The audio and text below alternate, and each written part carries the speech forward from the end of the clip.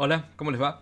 Hoy quería traerles algo de, podríamos decir, de la vieja época. Digo vieja época porque no lo veo siendo usado tanto en la actualidad. Así como muchas cosas de las que en los últimos videos he estado diciendo, de que no veo que haya ciertas herramientas o ciertos conceptos que se estén utilizando actualmente cuando se desarrolla, pero que sí considero que son buenas prácticas o por lo menos que nos sirven para pensar las cosas de otra forma.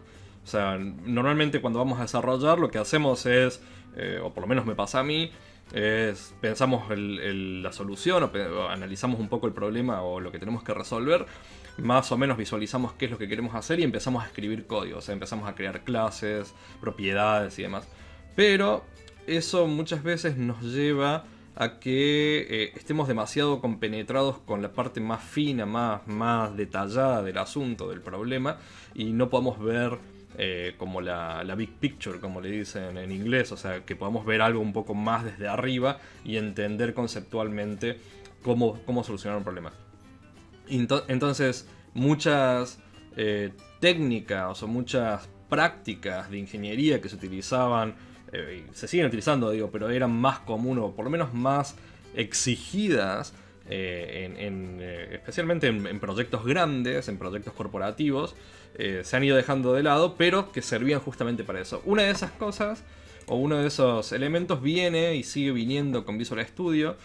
Y lo podemos usar obviamente incluso con papel, digamos, o sea, no hace falta que tengamos una herramienta, pero viene con Visual Studio y es interesante seguir teniéndolo presente porque de nuevo nos puede generar una forma diferente de ver y de entender cómo empezar a encarar un problema. Entonces, ¿de qué estoy hablando? Lo que estoy hablando es algo que se llama diagrama de clases, que es este que tengo acá, que nos sirve justamente para diagramar nuestra solución desde la perspectiva de las clases. O sea, lo mismo que nosotros estamos haciendo acá. He tomado, si han seguido los diferentes proyectos, tengo el proyecto de inversión de dependencia, el cual estamos modificando en otros videos para ver cómo podemos hacer esta factory dinámica. Pero en este caso lo quiero usar porque tenemos varias clases, lo quiero utilizar para ver cómo funciona este diagrama de clases o este class diagram. Entonces, de nuevo, esto viene desde conceptos de UML o no es que conceptos como, no lo estoy diciendo como algo aparte, sino que es parte de UML. Y como les decía, sirve para planificar y para entender cómo nosotros vamos a crear nuestros objetos, cómo vamos a crear nuestras clases y de alguna forma crear como un mapa, un diagrama de cómo estos componentes deberían interactuar. Probablemente uno de los motivos por los cuales se ha dejado de utilizar, o sea, ya no se hace en papel o en Visio o en alguna herramienta muy particular. Digo, esto de nuevo, esto probablemente para desarrollos chicos no se haga, pero sí se sigue utilizando para desarrollos corporativos, o sea, hago un paréntesis en ese sentido. Es que muchas veces los diagramas de clases y UML a veces no dan toda la información o tienen que ser demasiado verborrágicos para poder dar toda la información que se requiere al momento de poder implementarlo. Y por otro lado, si nosotros lo hacemos por ejemplo en Visio, siempre uno de los grandes, o en cualquier otra herramienta, siempre uno de los grandes problemas que hubo fue que era muy difícil poder mantener la parte de diseño, o sea, de diagramación, de arquitectura, y la parte de código. O sea, cada vez que alguien modificaba algo en los diagramas de clases o en algún otro diagrama de estado o cualquier otro de los diagramas, era muy difícil llevarlo a modificaciones en el código. Y si alguien modificaba el código, automáticamente esa documentación quedaba totalmente, digamos, desactualizada y era muy engorroso. Pero lo interesante de esto es que obviamente está integrado y esa es la parte que probablemente a mí me gusta y que a veces, de nuevo, me olvido que está ahí. Pero hay veces, especialmente cuando estoy analizando código que es heredado, o sea, código que no he hecho yo, es interesante utilizarlo porque da una visión un poco más global de todo lo que hay ahí adentro. Pero antes de ver cómo hacemos eso, les quiero mostrar cómo más o menos funciona, que es un poco la idea del video. Entonces, si nosotros vamos a la caja de herramientas, los voy a poner acá como para que lo tengamos disponible. Tenemos los principales objetos o tipos que nosotros podemos llegar a crear: clases, enumeraciones, interfaces, clases abstractas, estructuras. O sea, los tipos estándares que siempre estamos utilizando. Normalmente solemos utilizar más clases y enumeraciones e interfaces probablemente, o sea, estos tres grupos, pero para que recordemos que hay muchos más allá, tenemos más disponibles. Entonces, si nosotros queremos empezar voy a poner acá mi clase, por ejemplo, voy a crear una clase. Y podemos elegir, por ejemplo, el tipo de acceso. Normalmente siempre utilizamos público, pero dependiendo si estamos usando o creando APIs o frameworks o cosas por el estilo, obviamente los modificadores de acceso lo vamos a modificar o vamos a tener uno diferente. Y no necesariamente lo vamos a hacer todo público. Lo interesante de esto es que obviamente ya creé mi clase y si notaron por acá, automáticamente se crea una clase con un template por defecto, pero que ya tiene el nombre de la clase, ya tiene el modificador, o sea que ya es algo como para que empecemos a trabajar, ¿sí? El siguiente caso, o lo siguiente que podemos ver es que acá abajo, esto lo voy a hacer un zoom porque claramente se ve muy chiquito y no encontré una forma de hacerlo más grande. Tenemos los diferentes tipos que normalmente solemos utilizar. Y me llamó mucho la atención porque de nuevo solemos olvidarnos de los eventos. Obviamente en aplicaciones web o de consola normalmente no los usamos de esta forma. Pero todavía si trabajan o crean aplicaciones de escritorio o para dispositivos móviles, normalmente deberían seguir teniendo esto. Pero, digo, lo positivo es que lo tenemos disponible acá. Así que vamos a arrancar primero con un field, con un campo, y le voy a llamar, por ejemplo, número. Y como podemos ver, podemos obviamente elegir el tipo de dato. O sea, podríamos, por ejemplo, que sea un string, o que sea un entero, o que sea incluso cualquier otro tipo de dato. Y el tipo de modificador, privado, público, ¿sí? Normalmente estos fields van a ser siempre privados. Y si vemos de nuevo acá, ya tenemos este valor, ¿sí? O sea, ya lo tenemos ahí. Si nosotros seleccionamos el field y apretamos F4, voy a también poner las propiedades acá. Incluso podemos obviamente poner, por ejemplo, cuál queremos que sea el valor inicial. Y si queremos modificar otro tipo de elementos, por ejemplo, que sea estático, ¿sí? Entonces cambia este valor.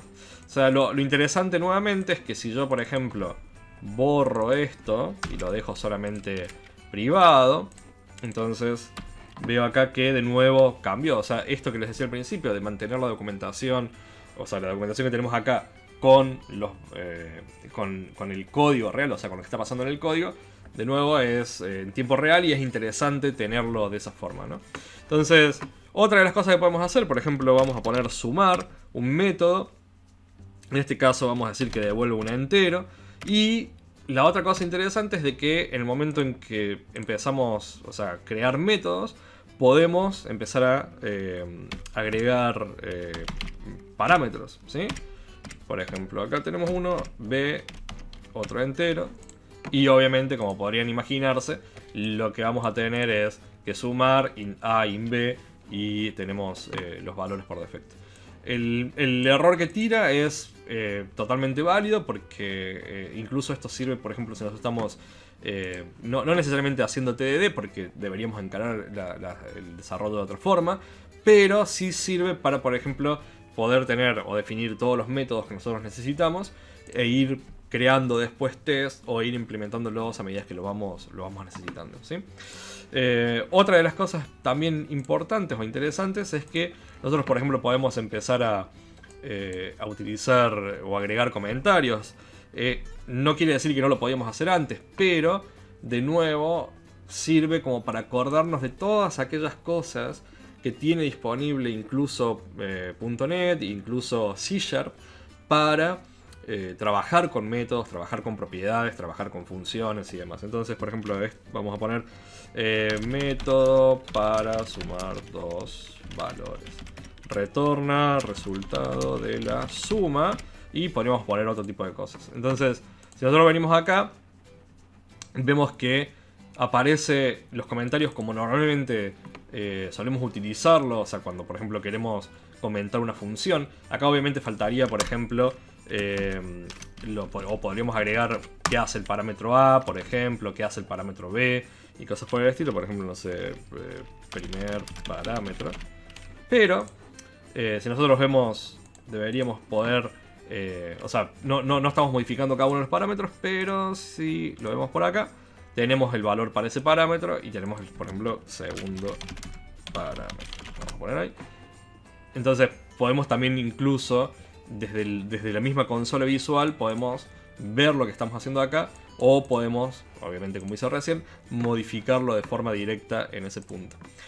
Lo mismo, bueno, obviamente va a pasar con las propiedades. Supongamos que yo puse número, voy a poner número con mayúscula, va a ser un entero el tipo de propiedad, y obviamente lo que va a tratar de crear es esta parte que es la cáscara por defecto sobre esto. Obviamente que acá lo que deberíamos decir es que devuelva número, y lo que deberíamos decir acá, por ejemplo, es número igual a valor, ¿sí?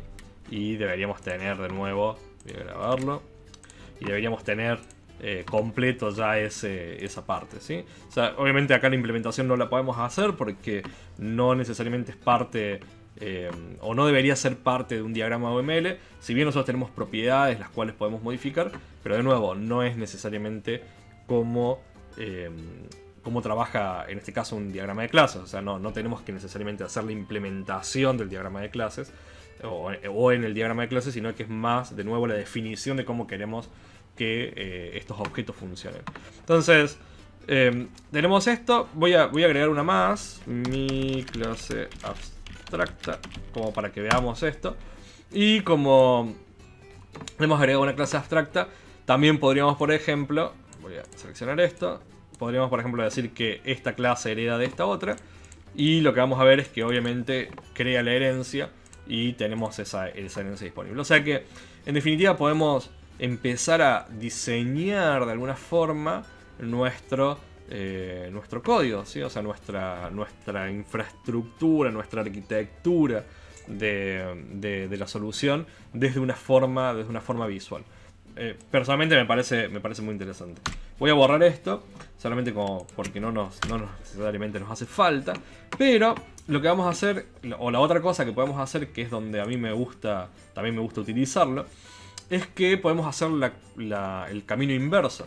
Si nosotros vamos a vista de clases, lo que podemos hacer es, por ejemplo, ver todas las clases que tenemos, todas las interfaces que tenemos, arrastrarlas dentro del diagrama de clases y ver más o menos, a tener una idea más o menos de todo lo que tenemos y poder obviamente empezar a inspeccionar un poco. Voy a ponerlo al tamaño completo. Inspeccionar un poco qué es lo que hay, cómo está definido y demás. Una de las cosas que por ahí no tiene completo, y esto es no sé si un bug, pero es no una implementación, pero hay mucho reclamo y mucha queja, es de que no podemos ver, por ejemplo, la implementación de las interfaces. O sea, sí podemos ver esto, que dice que persona, por ejemplo, implementa de iPersona, que lo tenemos por acá. Pero estaría muy bueno poder ver una línea de asociación, o en este caso de implementación, como para que podamos saber mejor, más si tenemos muchas clases, podamos saber mejor cómo está implementado. Pero de nuevo, a pesar de todo eso, sí nos sirve como para poder entender y poder ver más fácilmente qué es lo que tenemos disponible dentro de nuestro proyecto, y más o menos poder leer sin necesidad de tener que entender todo el código o ir saltando entre código, línea y línea, poder entender todo lo que tenemos y qué tenemos disponible. Otra, obviamente, de las opciones es, podemos, por ejemplo, asociarlo por si son privadas o públicas. En este caso está más al estándar, digamos, o sea, métodos y campos. Así como, por ejemplo, podemos agregarle, voy a agrandarlo un poquito, que devuelve las firmas, un poco los tipos de datos y demás. O obviamente podríamos ir mucho más extenso y agregar mucha más información sobre qué hace cada uno de los elementos y demás, ¿sí?